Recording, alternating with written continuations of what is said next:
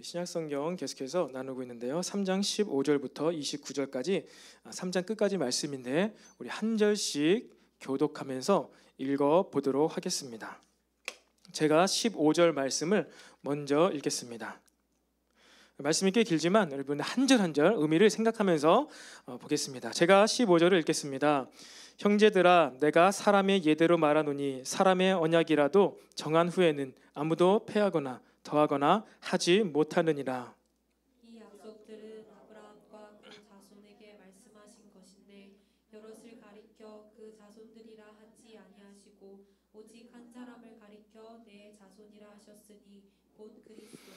내가 이것을 말하노니 하나님께서 미리 정하신 언약을 430년 후에 생긴 율법이 폐기하지 못하고 그 약속을 헛되게 하지 못하리라. 만일 그 유업이 율법에서 난 것이면 약속에서 난 것이 아니니라. 그러나 하나님이 약속으로 말미암아 아브라함에게 주신 것이라. 그런즉 율법은 무엇이냐? 범법함으로 더하여진 것이라. 천사들을 통하여 한 중보자의 손으로 베푸신 것인데 약속하신 자손이 오기까지 있을 것이라. 그 중보자는 한 편만 위한 자가 아니나 하나님은 한 분이시니라. 그러면 율법이 하나님의 약속들과 반대되는 것이냐? 결코 그럴 수 없느니라. 만일 능히 살게 하는 율법을 주셨더라면 의가 반드시 율법으로 말미암았으리라. 그러나 성경이 모든 것을 죄 아래에 가두었으니 이는 예수 그리스도를 믿음으로 말미암는 약속을 믿는 자들에게 주려 함이라. 믿음이 오기 전에 우리는 율법 아래에 매인 바 되고 계시될 믿음의 때까지 갇혔느니라.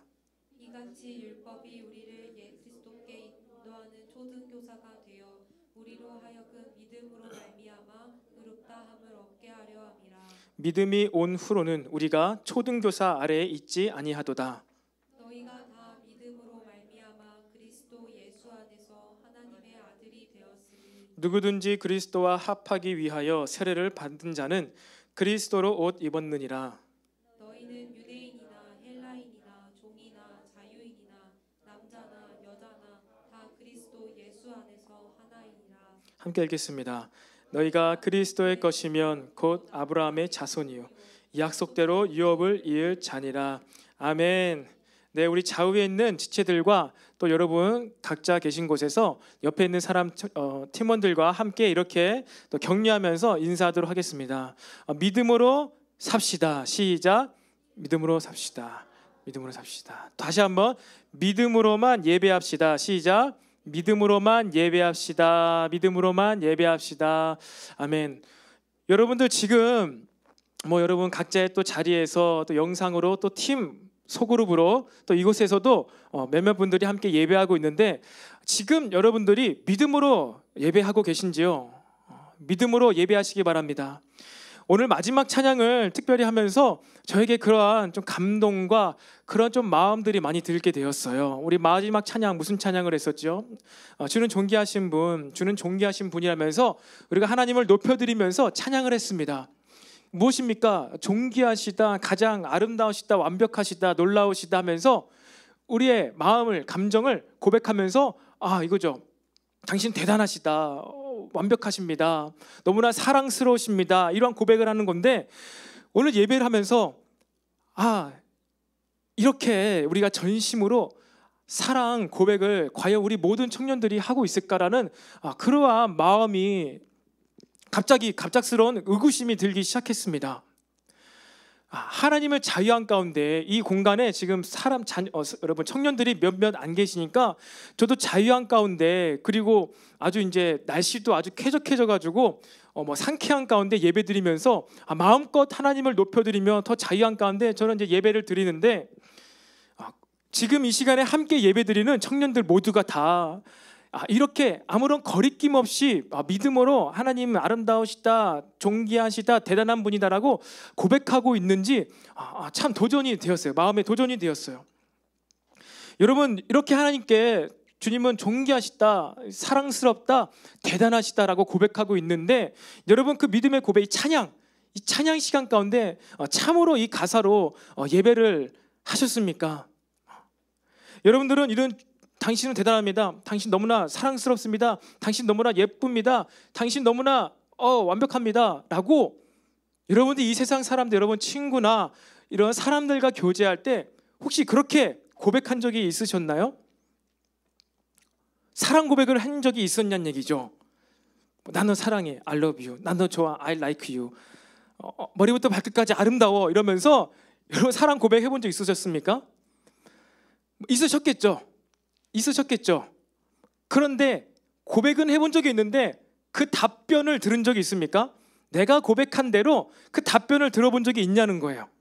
우리가 하나님께 오늘 예배했는데 주님은 존귀하십니다. 가장 좋은, 아주 너무나 좋은 최상의 표현으로 하나님을 올려드린 거예요.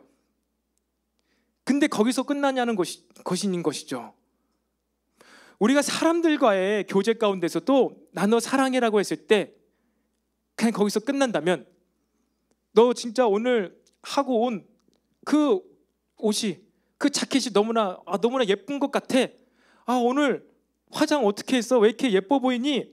라고 막 칭찬을 해요. 그러면 그 칭찬을 들은 사람은 어떻게 해야 되죠? 나 원래 좀 내가 예뻐. 원래 나는 옷을 잘 입어. 이렇게 말하면 칭찬하는 사람의 마음이 어떻겠습니까? 칭찬을 하면은 그 사람도 뭐죠? 칭찬을 하기를 바라는 것이죠. 서로 주고받으면서 내가 그 사람을 사랑하고 또 좋아한다고 고백하고 높여드린 것에 대해서 내가 답변을 들었을 때 어떻게 합니까? 우리는 마음이 좋아지죠. 마음이 너무 가득 차집니다. 나도 저 사람 좋아한다고 했는데 저 사람 나를 사랑한다고 하네. 내가 저 사람 칭찬해 줬는데 저 사람도 나를 보고선 나에 대해서 이렇게 칭찬하는구나. 뭔가 인격적인 교제가 있잖아요. 여러분, 하나님과 교제도 마찬가지인 거예요.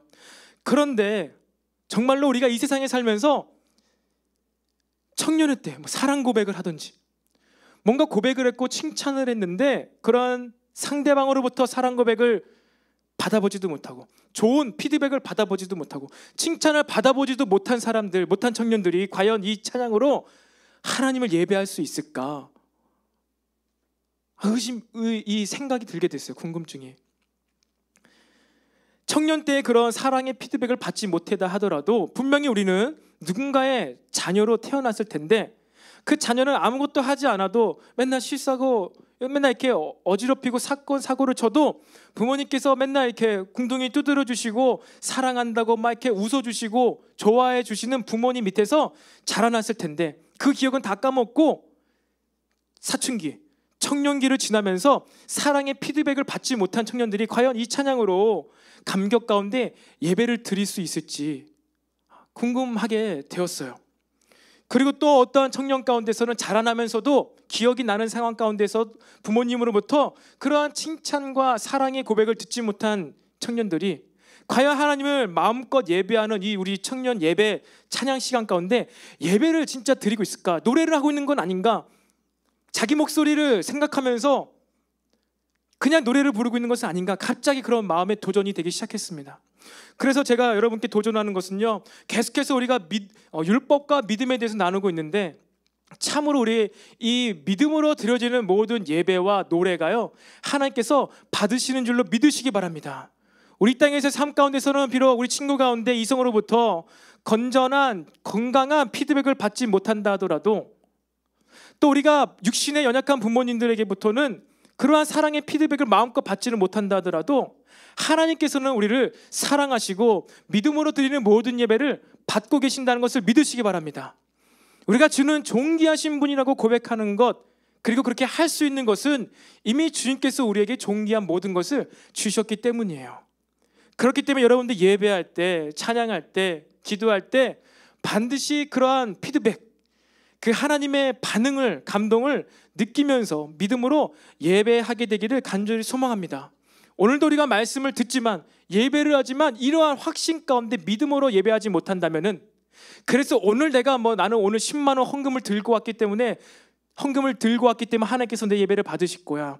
오늘은 내가 일주일 동안 수레바퀴에 한 번도 빠지지 않고 다 잘했기 때문에 오늘은 특별히 하나님께서 나를 더 만나 주실 거야 라는 것이 아니라, 수레바퀴 삶을 다 살든 못 살든 때론 방금 전까지 죄를 짓고 왔다 하더라도 그래도 믿음으로 이러한 연약한 나의 모습이지만 예수님을 의지함으로 주님, 내가 주님 앞에 나왔습니다. 내 마음을 받으시고 나에게 주님 말씀하시고 감동을 주시기를 원합니다라는 믿음으로 예배를 드리게 되기를 간절히 소망합니다.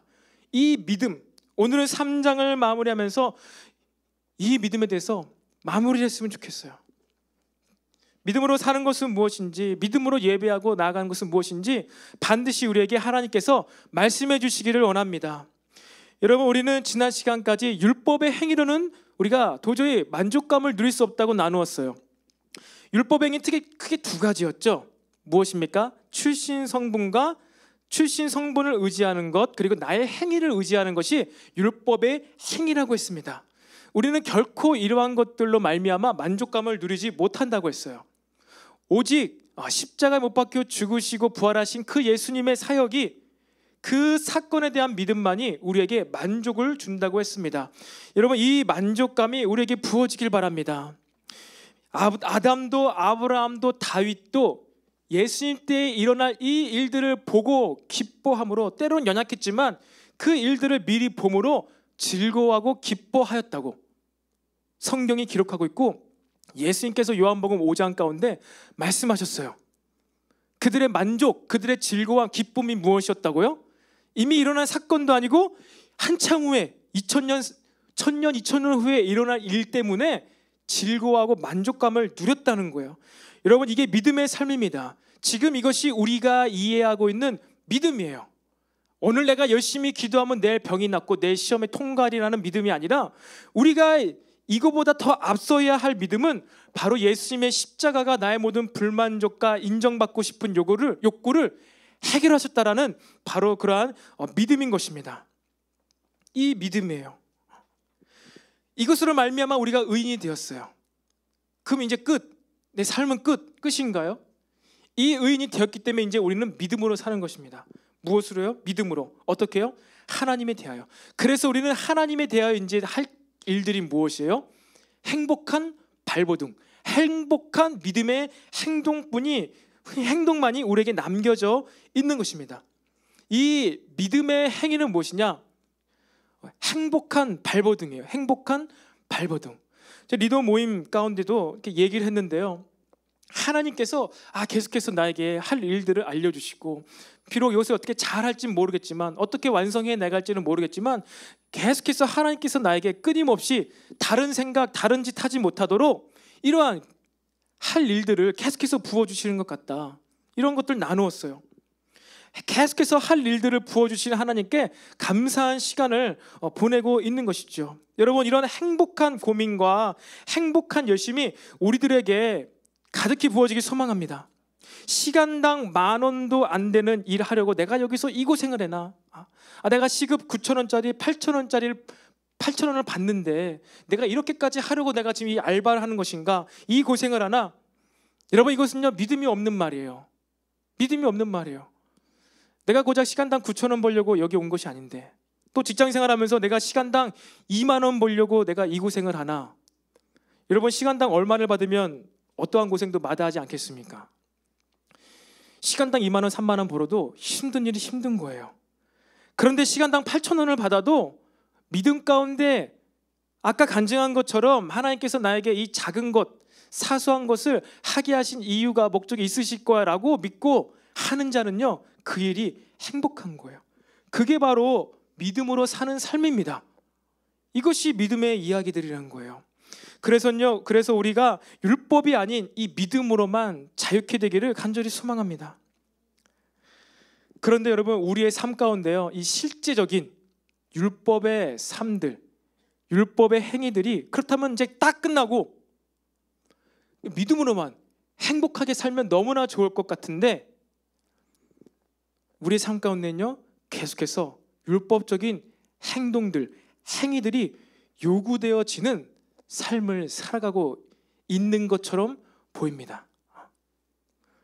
율법의 행위의 요소들이, 그래 이제 믿음으로 살면 되겠어. 근데 이 율법의 행위 요소들이 계속해서 사라지지 않는 것 같아요. 수레바퀴의 삶을 여러분 살고 있죠. 특별히 훈련생들 지금 이제 수레바퀴의 삶, 이런 것들을 계속해서 살고 있을 것입니다. 믿음으로만 살면 행복하고 행복한 발버둥을 칠 것 같은데, 다시 또 수레바퀴의 삶, 큐티 할 때마다 힘들어요. 믿음으로만 늘 기쁨으로만 했으면 좋겠는데 때로는 이 수레바퀴의 삶이 율법적으로 또 주일 봉사와 이런 것들이 율법으로 느껴질 때가 너무나 많다는 것입니다. 게다가 여러분 지난 한 주간 또 우리가 무엇을 시작했죠? 우리 강건이를 비롯한 좌우에 있는 남자 형제들도 한번 대답해 보세요. 우리가 이번 한 주간 무엇을 시작했죠? 새벽에? 저 셋 빼고 다 말하고 있네요. 자, 3명 다시 한번 묻습니다. 이번 주 월요일부터 우리가 무엇을 시작했죠? 네, 새 청년을 시작했습니다. 우리 지난 시간에 얘기한 것처럼 새벽을 깨우는 청년이에요. 새 청년, 새로운 우리 유스 커뮤니티 콩그리게이션이 아니라 새벽을 깨우는 청년. 그래서 사실 이제 이 선수가 우리 아영 자매잖아요. 하나영 리더인데 그래서 이제 좀 이제 청년들에게 좀 더 친근하게 다가가기 위해서 새벽을 깨우는 언니라고 하면 어떨까 했는데 이제 향후 형제들도 남자 형제도 해야 되기 때문에 제목이 바뀌게 되면 안 되니까 좀 그래서 이제 새벽을 깨우는 청년으로 말씀을 나누고 있습니다. 아마 이 새벽을 깨우는 청년 이것을 이제 준비하는 자매도 아마 믿음으로 하고 있을 거예요. 그렇죠? 기쁨으로 하고 있죠. 믿음으로 행복한 발버둥을 치면서 제가 이제 성경 주석도 한 10개 보냈어요. 그것을 보면서 이 단어도 해석 안 되는 것들 걸리는 것들 보고 해라. 아마 믿음으로 막 행복한 발버둥을 치면서 하고 있을 것입니다. 다음 주는 월급을 줘야 되는 주간이어서 잘 본인이 할 수 있을지 모르겠다고 저에게 통보를 하더라고요. 괜찮다, 펑크랜드 괜찮다, 하는 데까지 해라라고 했습니다. 하는 데까지 해라라고 했어요. 여러분, 우리는 믿음으로 살아가는데 왜 자꾸 이렇게 나에게 누군가 무엇을 시키고 무언가 이렇게 율법적인 것, 제가 얘기했죠. 포맷을 다 똑같이 맞추고 해가지고 정확하게 올려라. 율법이잖아요. 벗어나면 안 되잖아요. 벗어나면 혼날 것 같고. 왜 이럴까요? 왜 자꾸 전사님은 믿음으로만 자유함으로 살아가라고 하는데 왜 이렇게 나를 옥죄울까? 제가 처음에 2017년도에 사역을 시작할 때 청년들 말고 다른 곳에서 얘기 들었어요. 전사님 율법적이다. 여러분, 예수님께서 마태복음 5장에 산상수훈 가운데 무슨 말씀하신지 아시나요? 복 있는 자의 삶에 대해서 천국이 그들의 것임에 대해서 얘기하시면서 너희들의 의가 무리들이죠. 너희들의 의가 서기관과 바리새인보다 낫지 않으면 아무도 천국에 들어가지 못한다 라고 말씀하셨어요. 그러면서 그 뒤로 무엇을 얘기하시죠? 간음하지 말라, 도둑질하지 말라. 10계명에 대해서 다시 얘기를 하세요. 율법에 대해서.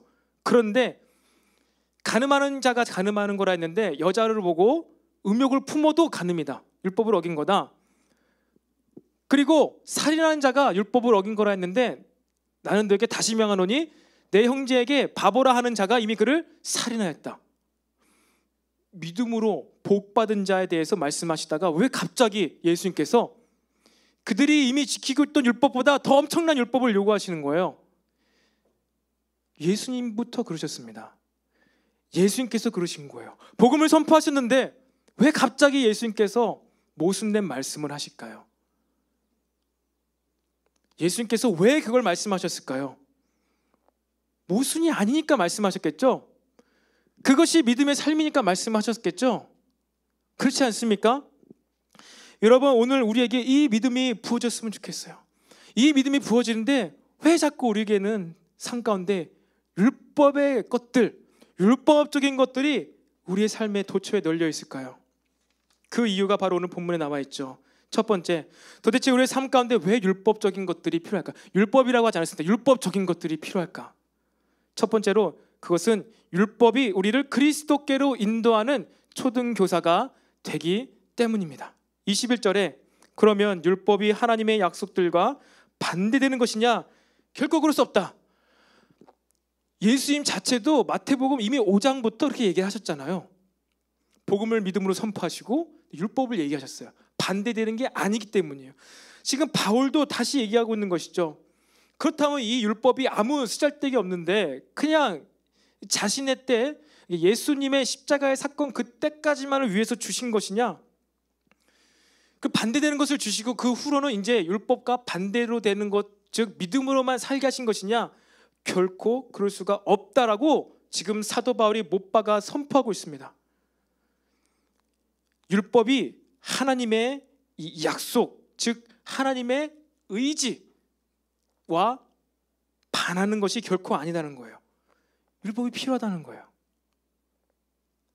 율법이 구원을 이루는 것은 아닌데 율법이 필요하다는 거예요. 율법이 필요합니다. 여러분, 우리는요 율법 폐기론자들이 아닙니다. 여러분이 신앙생활하는 우리 합동교단 Reformed Church 개혁주의 신앙은요 율법 폐기론을 이야기하지 않습니다. 하지만 우리의 노력, 그리고 마찬가지로 우리의 노력과 우리의 의지를요 무시하지 않습니다. 하지만 그렇지만 우리에겐요 구원을 이루는 데는요 오직 믿음만이 필요합니다. 그렇다고 다시 또 율법을 무시하지 않습니다. 율법이 도대체 무슨 의미 가운데 필요하다고요? 초등교사, 율법이 왜 필요할까요? 율법이 우리에게 필요한 이유는 죄가 무엇인지 말해주기 때문이에요. 22절에 그러나 성경이 모든 것을 죄 아래에 가두었으니, 모든 것을이라고 되어 있는데 이 모든 것을은요 사실 원어적인 뜻과 영어 성경에는요 모든 사람이라고 되어 있어요. 사람을 비롯하여 모든 것들을 성경이, 곧 말씀이, 기준이, 율법이 뭐라고요? 죄 아래 가둔 것이에요. 죄 아래에 이 말씀의 율법 때문에 갇히게 되었어요. 왜요? 믿음으로 구원받게 하기 위해. 믿음으로 이 약속을 믿는 자들, 성령을 주실 거야, 하나님께서 모든 일을 해결하실 거야, 하나님께서 구원을 완성하실 거라는, 내가 다 이루리라 라는 그 약속을 믿는 자들에게 믿음을 통하여서 구원을 받게 하시기 위해서 이 기준, 율법을 주셨다는 겁니다. 믿음으로 인도하는 초등교사가 됩니다. 종교개혁가 마틴 루터가 있습니다. 루터가 있죠. 루터가 종교개혁을 일으켰는데 그가 어떻게 종교개혁을 일으켰느냐? 그가 신학적으로 카톨릭의 그러한 것들을 연구해가지고 아이들이 교리적으로 잘못됐다, 그래서 내가 종교개혁을 일으켜야 되겠다라고 이야기한 게 아니었어요. 루터는요 신부였어요. 카톨릭 수도승이었습니다. 몽크였습니다. 신학자였어요. 그런데 어느 날 두 가지 설이 있지만 그가 길을 가다가 비가 오는 날 평지를 걷다가 갑자기 우르르 쾅쾅 하면서 옆에 있던 자기 친구가 죽었어요. 벼락을 맞아 죽은 거예요. 얼마나 놀라겠어요. 여러분, 번개가 번쩍하고 우르르 쾅쾅만 해도 얼마나 깜짝 놀랍니까? 근데 그 벼락이 바로 자기 옆에 있는 사람한테 떨어져가지고 죽어버린 거예요. 그 얼마나 놀랐겠습니까? 젊은 나이였지만 죽음에 대한 공포가 너무 크게 사로잡힌 거예요. 그러면서 드는 생각, 마음, 내가 신학자이지만, 내가 카톨릭 신부이지만 내가 이 모습으로 이 상태로 죽으면 지옥 갈 것 같아. 그 지옥 뜨거운 불에 들어가서 평생 고통받을 것 같아라는 공포감이 엄습합니다. 그로부터 그가 엄청나게 율법과 엄청나게 수양을 통해서 거룩하게 의욕을 품지 않고 죄를 짓지 않고 생각과 마음으로도 짓지 않고 예수님이 말씀하신 것처럼 너의 의가 바리새인과 서기관보다 낫지 않으면 결코 천국에 못 간다. 그래서 엄청난 수양을 했어요. 그런데 안 되는 거예요. 자기 육체를 치고 꼬집고 막 찔러도 도무지 자신을 의로운 삶을 살 수 없게 만드는 거예요. 절망하고 좌절하고 있는데 그가 바로 로마서 8장을 통하여서 오직 의는 믿음으로 말미암아 구원을 받는다라는 그 말씀이 터치되고 묵상되어질 때 그가 종교개혁을 시작한 겁니다. 카톨릭, 이 로만 카톨릭이 주장하는 내용이 잘못되었구나. 연제부를 통하여 구원받고 다양한 행위들을 통하여 은혜가 부어지면 구원받고 이것이 잘못된 거구나 하면서 자신의 개인적인 체험을 기반으로 해서 말씀을 근거로 그가 종교개혁을 일으킨 거예요. 탄압이 없었습니다. 초반에는 카톨릭이. 근데 언제 탄압을 했느냐? 교황이 잘못됐다라고 이야기할 때, 그때 탄압이 시작됐어요. 그냥 로만 카톨릭 얼마나 거대한 조직입니까? 한 신학생이, 수도승이 말하는 거 아무런 신경도 안 썼어요. 믿음으로 구원받나? 그래, 그렇게 얘기하라지. 근데 이제 교황이 잘못됐다라고 말하니까 그때부터 막 미친 듯이 탄압이 시작됐는데 마틴 루터가 그래서 이제 좀 움찔했어요. 포기해야 되나? 그러다가 자신의 믿음의 동력자들에게 기도 부탁을 하고 막 이러면서, 또 마틴 루터가 특기가 무엇입니까? 그의 은사가 무엇입니까? 찬양입니다. 엄청나게 많은 찬송을 지었어요. 그 찬양을 부르면서 그가 이 끝까지 이 길을 가게 되었던 것이죠. 여러분, 이 종교 개혁이 일어나게 된 원인도 그렇고요. 이 마틴 루터가 이러한 깨달음, 믿음으로만 말미암아 구원받을 수 있구나라는 깨달음이 어떻게 왔습니까? 그냥 막연하게? 아니요. 철저하게 율법의 삶을 완성하려고 몸부림을 칠 때 죽음의 공포, 이렇게 살다가 나 망할 것 같아, 죽을 것 같아 라는 그런 공포심 가운데 그가 율법의 행위로 그 모든 일을 완성하려고 했을 때 좌절되고 자신에게는 답이 없다는 것을 알게 되고 처절한 몸부림 가운데 말씀이 그에게 부딪혀와가지고 그것을 믿음으로 취하고 그것이 그에게 믿음이 되었다는 것입니다. 여러분 안에 있는 마음 가운데 있는 이 믿음이 더 명확해지고 분명해지기 위해서 이 바른 기준들, 율법들이 있기를 간절히 소망합니다. 명확한 율법, 기준들이 있을 때 우리의 믿음이 더욱더 분명하게 부각이 돼요. 여러분, 율법을 모르는 자들에게는요, 믿음이 필요 없어요. 그렇지 않겠습니까? 율법이 없으면 자신이 죄인지를 모릅니다. 율법의 기준이 없으면은 내가 왜 죄인이야? 라고 얘기해요. 그 세상 사람들에게 전도했을 때 우리는 회개부터 얘기해야 돼요.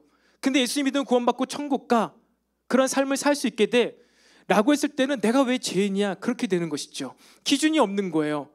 정확한 잣대, 율법, 말씀의 기준들, 여자를 보고 음욕만 품어도 그것이 죄고, 형제를 보고 바보라고 해도 그것이 죄라는 것, 이것이 죄라는 것을 알려주는 것이 무엇이에요? 율법이에요. 예수의 말씀에 기준들인 거예요. 근데 세상은요, 뭐예요? 뭐 음욕을 품거나 뭐 이렇게 비난하고 바보라 하는 것, 얼마나 그냥 이렇게 재미있게 유머스럽게 막 얘기합니까? 그들에게는 그것이 죄가 아닌 것이죠. 왜? 기준이 없기 때문에, 율법이 없기 때문에. 여러분, 복음이 필요하다고 느끼는 자들, 오늘도 나에게는 믿음이 필요하구나 라고 느끼는 자들은요, 이 율법이 있는 거예요. 율법의 기준들이 있는 자라는 것입니다. 내가 한 주간도 이렇게 예수님의 가르침에 빗대어 이렇게 연약한 모습으로 살았는데 주님, 나에게는 소망이 없습니다. 그렇기 때문에 주님, 나에게 믿음이 더욱더 필요합니다. 주님을 더욱더 갈망합니다. 그러니까 찾게 되는 것이죠. 주님을 의지하게 돼요. 그럴 때 그냥 내가 이제 또 이렇게 고백했으니까 믿음이 막 우에서 뚝 떨어지겠지가 아니라 실제적인 우리의 마음의 감동이 무엇입니까? 마음이 움직이는 것이죠. 감정이 움직이는 것입니다. 그것이 심리학적으로 에너지의 흐름이라고요. 감동받았다는 것은 무엇이냐면요, 에너지의 흐름이 이동되었다는 뜻이에요. 감동받았다, 하나님의 감동을 받았다, 믿음이 부어졌다는 것은요, 그냥 그런 개념이나 것이 아니라 그러한 에너지의 흐름이 우리에게 가득히 부어지게 된다는 것입니다. 이게 믿음이에요. 믿음. 근데 그것이 어떻게 알 수 있냐고요? 율법이 부딪혀 올 때 우리의 삶 가운데, 새벽을 깨우고 있는 이 자매도 마찬가지로 부딪히는 것이죠. 율법적인 행위들 가운데 나에게 부딪히는 게 있다는 거예요. 그러면서 어떻게 합니까? 하나님을 더 붙잡을 때 믿음이 부어지는 거예요. 여러분의 삶 가운데 내가 할 수 없는 일을 부딪혀 보았을 때 그 할 수 없는 것 가운데 여러분은 십자가를 의지했던 적이 있습니까? 예수님을 부르짖었던 적이 있습니까? 아니면 나는 할 수 없으니까 그냥 포기하고 다시 그냥 다른 것을 붙잡고 주님께 기도했습니까? 주님, 제가 한 10번 도전해봤는데 이것이 안 되니까 이것은 아닌가 봅니다. 주님, 다른 건 내가 또 붙잡았는데 이것을 꼭 되게 해주세요. 그런 식으로 기도 생활을 했습니까? 아니면 무언가 안 돼도 하나님이 주시는 감동 가운데까지 나가 보았습니까? 10번, 11번, 12번까지 나아가 보셨습니까? 마치 물이 100도씨에서 끓어 넘치는데 100도씨에서 끓어 넘치기 전까지 어떻게 됩니까? 여러분, 컵라면에 물을 끓이기 위해서 전기포트에 전원을 딱 켜죠. 그럼 막 시끄러워요. 그래서 시끄러워서 이제 다 끓었나 하고서 가보면, 열어보면 어떻게 되죠? 뚜껑 열어보면 아직 물이 안 끓어요. 그냥 공기방울만 조금 올라옵니다. 근데 엄청 시끄럽잖아요. 하잖아요. 그리고 한 10초 후에 어떻게 됩니까? 조용해지죠. 조용해지면서 그 다음에 이제 엄청난 이제 공기방울들이 이제 100도씨가 되어서 막 기화되고 있잖아요. 마치 그런 것 같은 거예요. 우리가 이 주존자 가운데서 100도씨가 되지 않아서 아직 이 자유의 세계, 주존자를 벗어나서 믿음의 자유의 세계, 그전에는 그냥 막 그 주존자 안에 갇혀가지고 그냥 막 율법적으로 얽매여서 자유하지 못한 것 가운데 꽉 갇혀 있다가 이제 뭔가 그 세계를 벗어나려고 하는데 너무나 시끄러워, 너무나 세상의 소리도 들리고 내 내면의 어려운 소리도 많이 들려서 너무나 어려워서 그냥 거기서 포기해버린 적은 없습니까? 근데 거기서 10초 동안 한 번 더, 두 번 더 믿음으로 말미암아 막 더 도전해가지고 똑같은 수소, 산소 분자지만 완전 자유한 가운데 이 공중의 세계를 자유한 가운데 떠다니는 그러한 믿음의 삶을 경험한 적이 혹시 있으십니까? 이것은요, 경험해봐야지 이것이 믿음의 삶이라는 것을 알게 된다는 거예요. 우리가 미신적으로, 전통적으로 그리고 의식적으로 믿는 이 믿음의 행위에 너무나 많이 갇혀있기 때문에 이 믿음의 행동, 믿음의 삶에 대한 이 개념이 너무나 어색한 것이죠. 그래서 제가 방금 이 물에 기화되는 이것, 율법 가운데 살 때는 너무나 자기가 굉장한 노력을 하고 있는 것 같고 굉장한 소리가 나는 것 같지만 똑같아. 그냥 주존자 안에 있는 거야. 그런데 그 한계를 뛰어넘었을 때 믿음이 부어지면은 조용하지만 마음껏 주존자 밖을 넘어서 광활한 새로운 세계를 경험하는 것, 이게 바로 믿음의 여정이라는 것이죠. 그래서 율법을 통해서 우리가 죄인임을 깨닫고 회개함으로 믿음이 부어져서 우리가 이러한 초등교사 율법의 삶을 뛰어넘는 삶을 살게 된다는 것이에요. 이전에는 주일 성수에만 목숨을 걸었는데, 이전에는 이런 공예배에만 목숨을 걸었는데, 이제는 주일 성수가 아니라 주중에 모든 날들마다 내가 예배를 드려야 되겠구나 라면서 이러한 예배자가 되는 것입니다. 이전에는 내가 주일에 교회를 와야지만 예배를 드렸다면은 이제 내가 주일날 교회 예배 못 하지만, 장소는 이곳에 못 왔지만 집에서도 자유한 가운데 스스로 예배를 드리는 자가 되는 것이에요. 여러분, 이것이 율법이 하는 일입니다. 단순히 초등교사인 거예요. 계속해서 우리의 삶 가운데 더 깊은, 그리고 더 뿌리 깊은, 그리고 더 우리의 인격 가운데 더 믿음이 퍼져나가기 위해서 우리는 이 율법적인 것들이 우리의 삶에서 계속해서 부딪혀오는 거예요. 율법적인 것들이 계속해서 부딪혀와요. 전에는 여기까지 부딪혀왔다고 해서 믿음으로 살았다면은 그 다음엔요, 우리가 성장해 나가면서 그 다음에 이제 가슴까지 점점 더 믿음이 확장되어져 가기 위해서 계속해서 율법적인 것들이 우리의 삶 가운데 끊이지 않고 확장되어져 간다는 거예요. 그래서 이를 위해서 바울이 무엇이라 하겠습니까? 날마다 내가 죽노라. 새롭게 믿음이 더 확장되기 위해서 내가 이 영역 가운데서도 죽어야 되는구나, 이 영역 가운데서 죽어야 되는구나, 여기까지도 죽어야 되는구나, 포기해버린다가 아니에요. 나를 의지하지 않는다는 것이죠.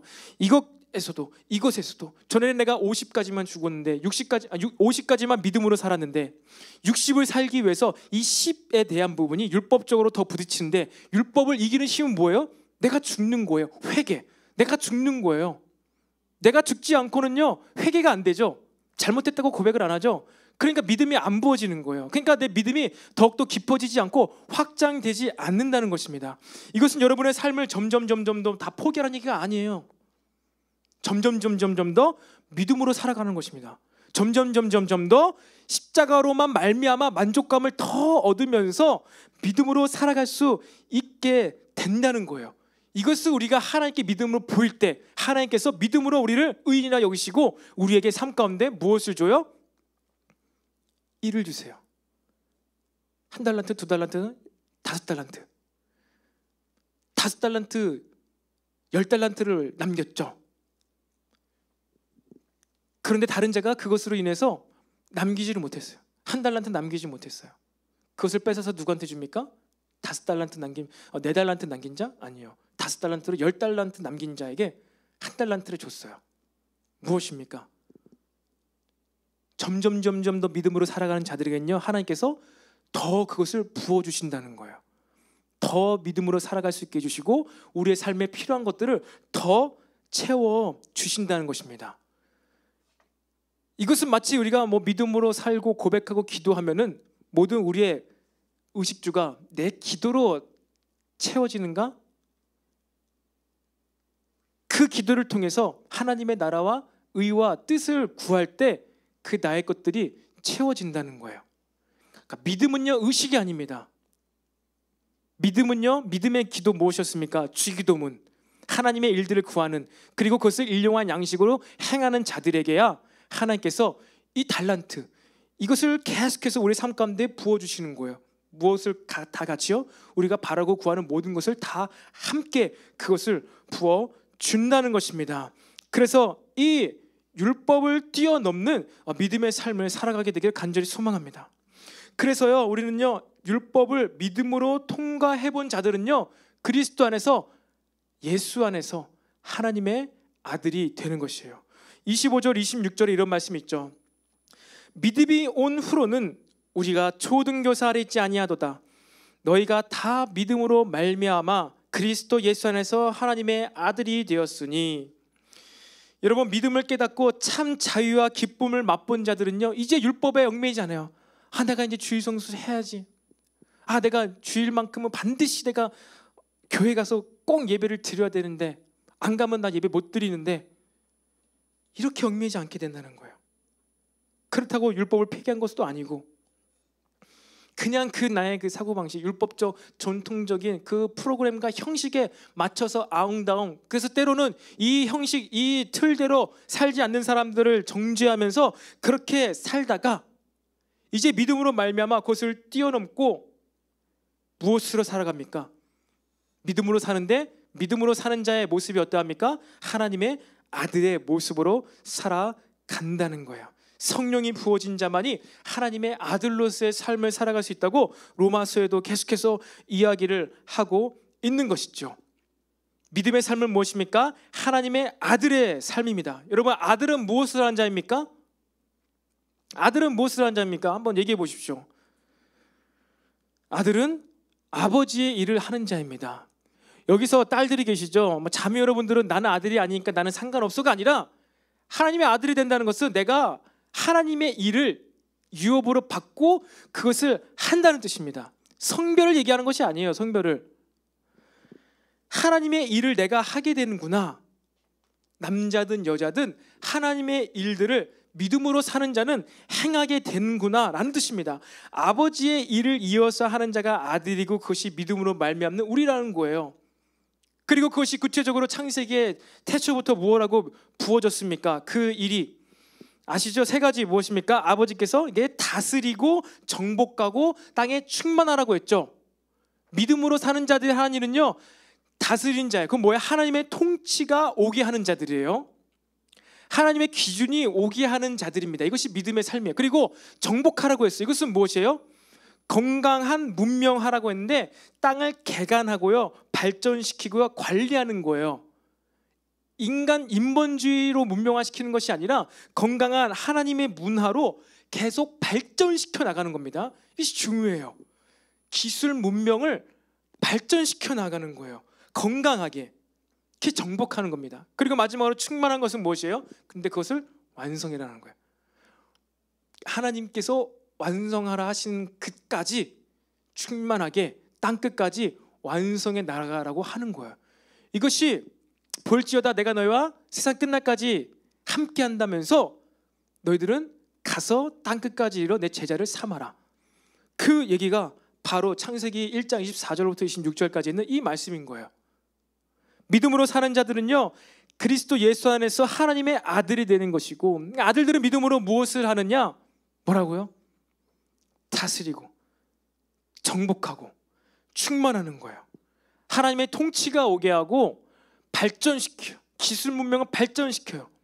그리고 뭐예요? 그것을 완성하는 데까지 나아가는 것입니다. 여러분, 이 믿음을 통해 하나님은 우리를요, 자녀 삼으시고 하나님의 유업을 이어가게 하십니다. 그렇기 때문에 믿음으로 말미암아 우리가 의인이 된 자는 이제 자유하다, I am free, 자유 방임, 방종을 이야기하는 것이 아닙니다.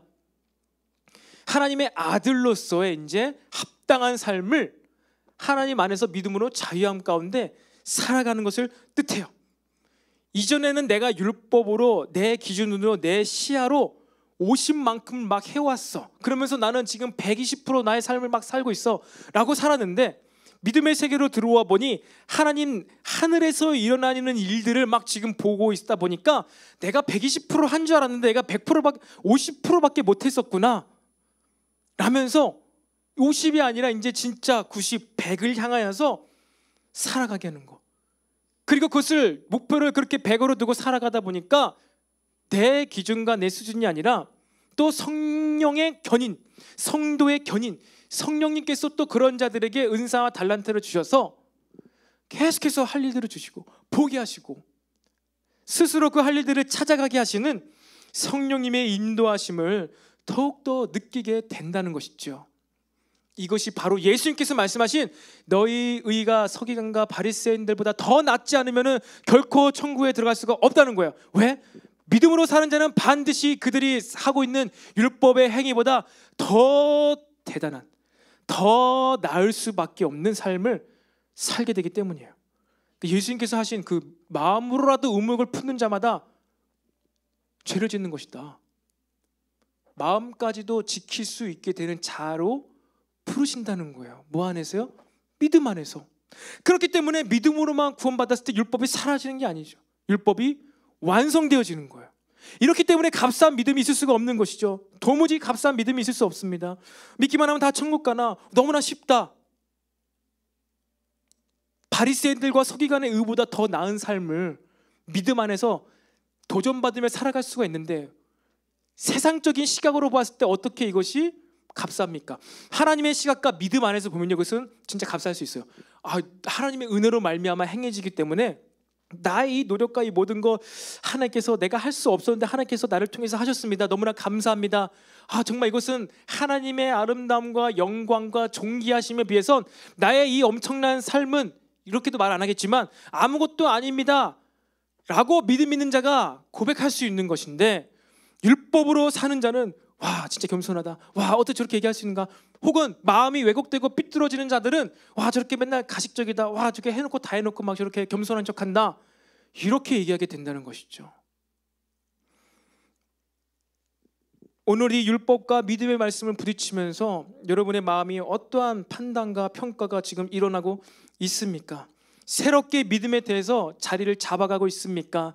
아니면 그 믿음의 메시지가 부딪히고 있습니까? 오늘 이 갈라디아서 말씀 가운데 여러분 율법의 행위와 이 믿음의 행위로 말미암은 구원의 완성의 삶이 우리들의 마음과 심령 가운데 이 시기에 바르게 정리되기를 간절히 소망합니다. 이것은 너무나 구체적인 거예요.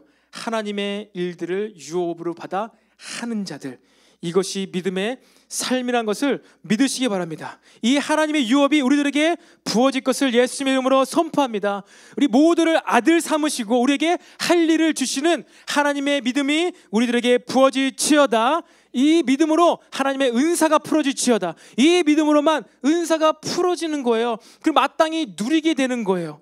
내가 막 때로는 기도할 때가 있지만 더 근본적인 전제는 이 하나님의 일들을 발견하고 행하는 가운데 바라고 간구하고 기도하며 나아갈 때 그때서야 엄청난 은사들이 부어진다는 것이죠.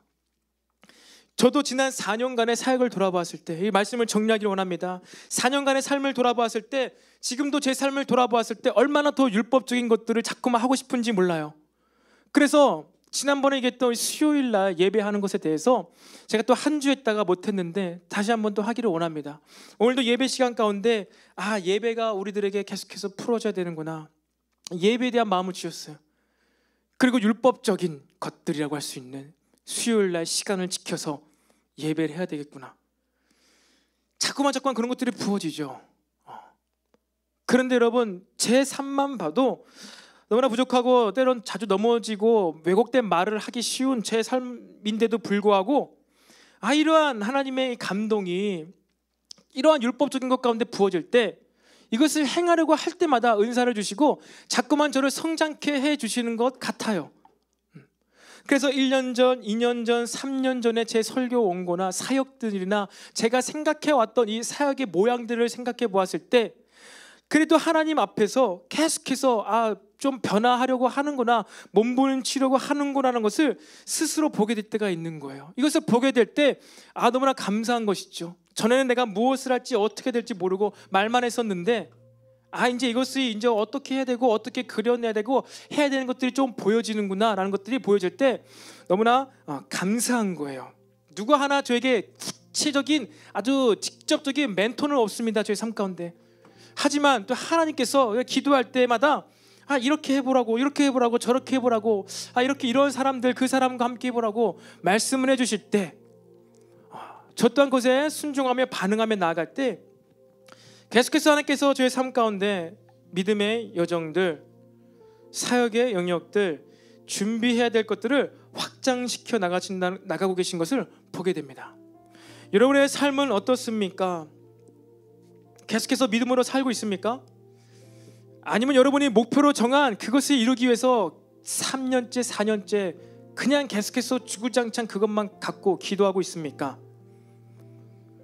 믿음으로 하나님 나라의 일들을 정확히 구체적으로 하고 있습니까? 여러분이 4년 동안 응답받지 못하고 있는 그 기도 제목이 진짜 참으로 한치의 의심하지도 않고 그것이 하나님 나라의 뜻을 이루는 거라고 확신하면서 그 기도 제목을 붙잡고 있습니까? 만약 그렇다면 그렇게 계속 기도하십시오.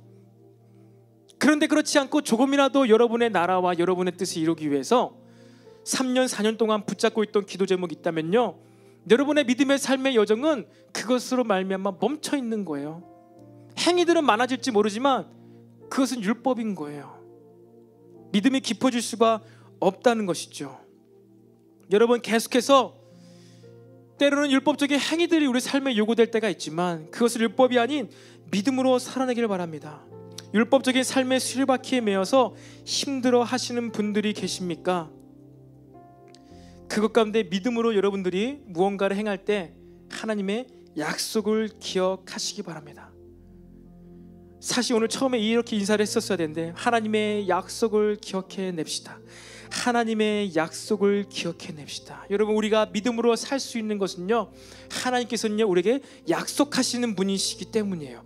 말씀을 하시고 감동을 주시는 분이시기 때문이에요. 아브라함에게도 너의 자손을 하늘의 별과 같이 바다에 모래알같이 많게 하리라는 그러한 약속을 주시는 분이에요. 그러한 너무나 터무니없는 약속을 주시는데, 터무니없는 감동을 주시는데 그것을요 복음 안에서 확증하셨어요. 예수님의 십자가의 사역을 통해서요 그 약속을요 확증하신 거예요. 그래서 이 복음 안에서 예수님의 죽으심과 부활을 믿는 이 복음의 사역, 복음의 사건 안에서 모든 우리에게 각자에게 주시는 그 언약의 약속들이 있단 말이죠. 그것이 믿어지는 거예요. 하나님께서 성령님으로 말미암아 우리에게 필요한, 우리에게 맞는, 우리가 할 수 있는, 우리를 통해서 하시고자 하는 약속을 주세요. 다윗에게는요 성전 건축 준비를, 솔로몬에게는 성전 완성을, 우리에게 예배의 삶, 우리에게 어떤 사역의 삶, 전문적인 기술의 연마나 완성의 삶을 감동 가운데 약속을 주신단 말이죠. 근데 그 약속이 믿어지기 위해서는요 이 복음 안에서, 십자가 안에서, 복음 안에서 이미 확증적으로 하신 그 십자가 안에서만 여러분 이 약속이 믿어진다는 것이에요. 그렇기 때문에 지난번에도 우리가 계속해서 찬양했던 것처럼 이 십자가, 예수 십자가의 사랑, 십자가의 확증적인 이 복음이 우리에게 필요하다는 것입니다. 언제요? 약속이 안 믿어질 때, 약속이 희미해져 갈 때, 감동이 사라지고 율법적인 것들로 나의 겉모습을 완성해 나갈 때 우리들은요 십자가 필요해요. 근데 단순히 그 고통과 이런 것을 생각하는 것이 아니라 십자가를 통해서 우리에게 약속을 확증하신, 그래서 나에게 주신 이 감동을 완성해 나가신 것을 너무나 확증적으로 완성하신 그 십자가의 사랑을 통하여서 나에게 이 약속이 믿어진다는 것입니다. 여러분, 하나님께서는요 약속하시는 하나님이십니다. 한번 이 시간 좀 좌우에 있는 팀원들 여러분과 좀 인사했으면 좋겠어요. 도전을 줬으면 좋겠습니다. 하나님의 약속을 기억해냅시다. 하나님의 약속을 기억해냅시다. 다시 한번 하나님의 감동을 기억해냅시다. 하나님의 감동을 기억해냅시다. 하나님은 우리에게 약속하시는 분이세요. 감동하시는 분이세요. 근데 그 약속이, 감동이 너무나 때론 율법적인 것일 수가 있다는 것이죠. 저에게도 둘째 아이를 키우면서 운동시키고 있어요. 목에 드는 거, 목 드는 거부터 엎어놓죠. 너무나 힘들어하죠. 막 울죠. 율법적인 삶입니다. 왜 그렇게 할까요? 빨리 몸을 가누고 목을 뭐 이렇게 들기 위해서 그걸 제가 엎어놓나요? 아니죠. 걷게 하기 위해서, 걷게 하기 위해서 목 가누는 것부터 한다는 거예요. 하나님께서 우리에게 약속, 여기까지의 감동 좀 더 해야 되는구나 라고 주실 때에는 그냥 단순히 목을 들기 위해서 그런 감동과 약속과 삶의 허락을 주시는 게 아니에요. 걷게 하시기 위해서, 달려가시기 하기 위해서. 근데 아직 목도 못 들고 있는데 어떻게 걷는 것과 달려가는 것이 우리가 알 수 있겠습니까? 때로는 너무나 막막해요. 보이지 않아요. 하지만 그 하나님 아버지를 신뢰할 때, 그 하나님 아버지를 믿을 수 있을 때 우리들은 이 나에게 주시는 감동과 약속을 성취하기 위해서 때로는 율법적으로 보이는 일들을 완수해낼 수 있다는 것입니다. 어떻게 해요? 믿음으로, 순종함으로. 이것이 바로 믿음으로 순종한다는 의미가 바로 이러한 의미인 거예요. 이러한 믿음과 순종이 우리들에게 부어질 것을 예수님의 이름으로 선포합니다. 그래서 우리 간에 이 시간 우리가 기도할 때 아버지 나에게 이 믿음을 부어 주시옵소서. 갈라디아서를 통해서 주시는 이 참된 자유와 순종의 믿음을 복음 안에서 믿어지게 하여 주시옵소서. 우리가 이렇게 말씀을 생각하면서 주여 한번 외치고 기도하겠습니다. 주여, 예 주님, 우리 믿음이 우리 청년들에게 부어질지어다. 사랑함으로, 신뢰함으로, 순종함으로 믿음이 부어질지어다.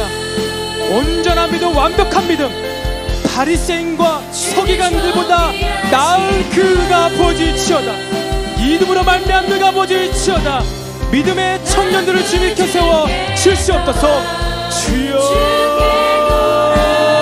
예 주여, 모든 율법의 삶들을 벗어나게 해주시옵소서. 아버지 모든 율법의 완성들 내 힘으로 하는 것을 벗어나게 하여 주시옵소서.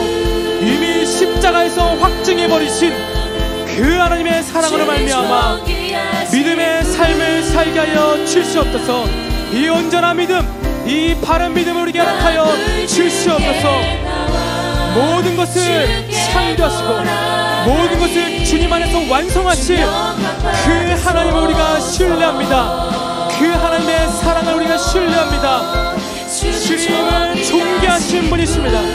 주님은 가장 아름다우신 분이십니다. 아버지, 우리 이 시간에 믿음의 고백을 받아 주시옵소서. 완벽하시고 흠도 점도 없으시고 그림자도 없으신 그 하나님의 놀라운 일을 우리가 이 시간 믿어지게 하여 주시옵소서. 주님의 믿음, 하나님의 믿음, 십자가의 믿음이 부어질지어다. 어리석어 보이지만 완성적인 완벽한 믿음을 우리에게 부어질지어다. 예, 주님 마음 우리에게 부어질지어다. 주의 약속을 우리에게 성취시켜 주시옵소서. 주님의 언약을 우리가 율법적인 모습일지라도 믿음으로 그런 삶을 완성케 하여 주시옵소서. 예, 주님 우리에게 믿음을 부어 주시옵소서. 그 마음을 우리에게 부어 주시옵소서. 예, 주님, 주님은 완벽하신 분이십니다. 주님은 나의 모든 것을 아시는 분이십니다. 내 삶의 과거와 내 삶의 어두움과 내 삶의 연약함을 아시는 분이십니다. 모든 것을 아시고 나를 부르셨습니다. 예, 주님, 주님을 찬양합니다. 예, 우리 함께 선포합시다. 주는 존귀하신 분, 주는 존귀하신 분.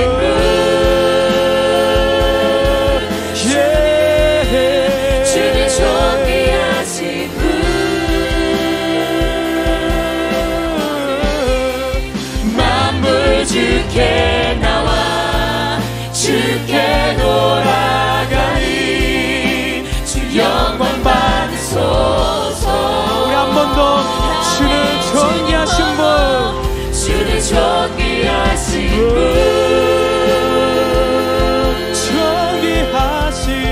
주는 존귀하신 분. 만물 주께 주께 돌아가니 주 영광 받으소서. 주야로 기도의 향 올라가네. 주야로 기도에 올라가네. 주야로 주여 우리의 기도를 받아 주시옵소서. 믿음의 기도를 받아 주시옵소서. 주야로 기도에 올라가네. 주야로 기도에 올라가네. 주야로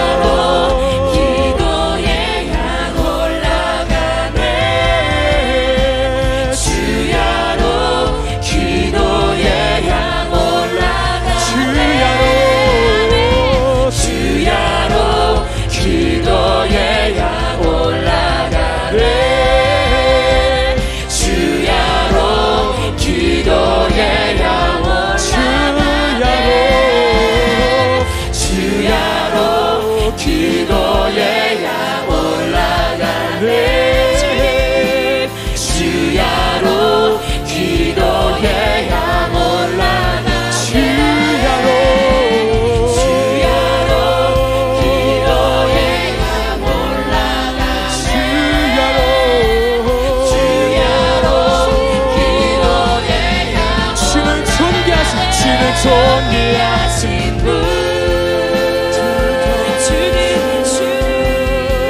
주는 존귀하신 분 마음을 주께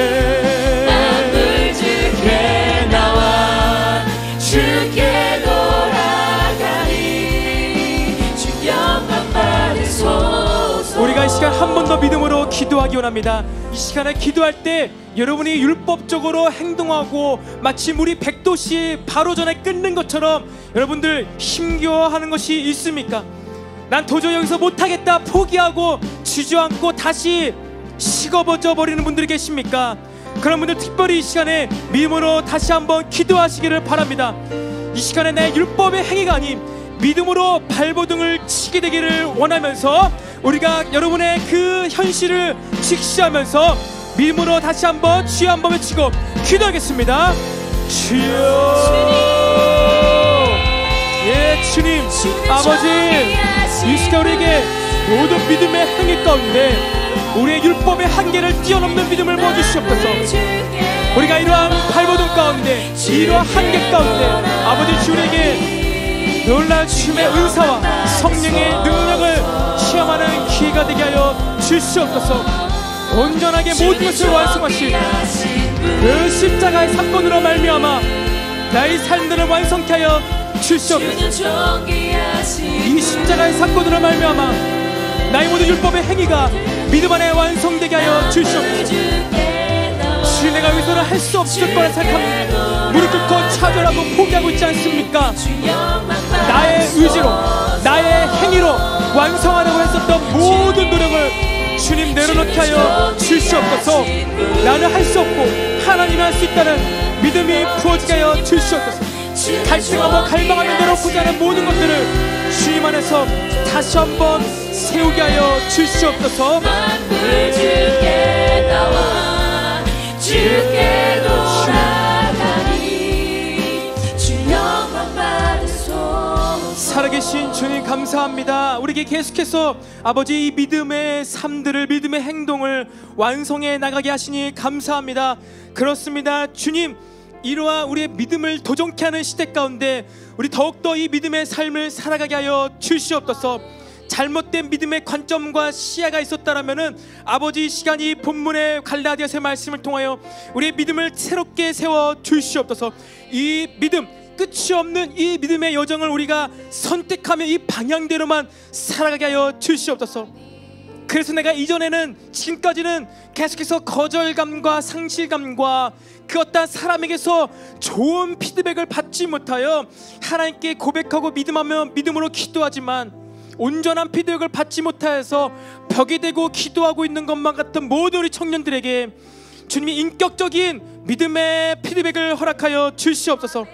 이때 루터가 믿음으로 로마서 8장을 해석했던 것처럼 아버지, 우리가 이 코로나 시기 가운데 믿음으로 말씀이 해석되어지게 하여 주시옵소서.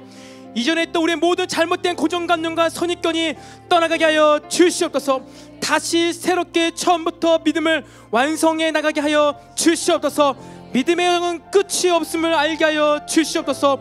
믿음의 광활한 세계, 믿음의 놀라운 여정에 발을 올려놓게 하여 주시옵소서. 그리고 그 세계 안에서 이제 우리가 순종하며 그 믿음을 성령의 견인 가운데 완성해내게 하여 주시옵소서. 이 일을 행하시는 그 주님이 존귀하십니다. 아름다우십니다. 완벽하십니다. 주는 놀라우신 분임을 우리가 찬양하며 높여드립니다. 아버지, 우리의 삶 가운데 이제 실제적으로 경험적으로 계속해서 이런 고백이 터져나게 하여 주시옵소서. 이제 우리 청년 공동체 안에서 이 응축된 하나님, 이 감동받은 것들, 아버지, 이 에너지의 흐름들, 하나님의 때 가운데 세상으로 밖으로, 세상에서 방황하고 많은 또 힘들어하고 정신적으로 어려워하고 있는 청년들에게 도전이 되게 하여 주시옵소서. 그들의 삶의 모습과 삶을 살아가는 선택하는 모든 마음과 결정 가운데 그들이 도전받게 하여 주시옵소서. 그래서 이러한 때에도 아버지 믿음 가운데 부흥을 경험하며 살아계신 하나님의 말씀의 능력을 체험할 수 있는 우리 모든 믿음의 청년들이 되게 하여 주시옵소서. 특별히 언택트 미디어 시대 가운데 하나님께서 허락하신 모든 기술들이 복음에 증거되는데 사용될지어다. 우리의 모든 접하고 있는 기술 문명이 하나님의 복음을 증거하는 데 사용될지어다. 아버지, 우리의 눈을 열고 마음을 열고 귀를 열어서 하나님 모든 것을 사용하여서 선을 완성케 하게 하여 주시옵소서. 오늘도 우리들에게 믿음을 부어주신 주님께 감사드리며 이 모든 말씀 살아계신 예수님의 이름으로 기도드립니다. 아멘. 하늘에 계신 우리 아버지여, 받으시오며 나라의 임하옵시며 뜻이 하늘에서 이루어진 것 같이 땅에서도 이루어지이다. 오늘날 우리에게 일용할 양식을 주옵시고 우리가 우리에게 죄진 자를 사하여 준 것 같이 우리의 죄를 사하여 주옵시고 우리를 시험에 들게 하지 마옵시고 만악에서 구하옵소서. 대개 나라와 권세와 영광이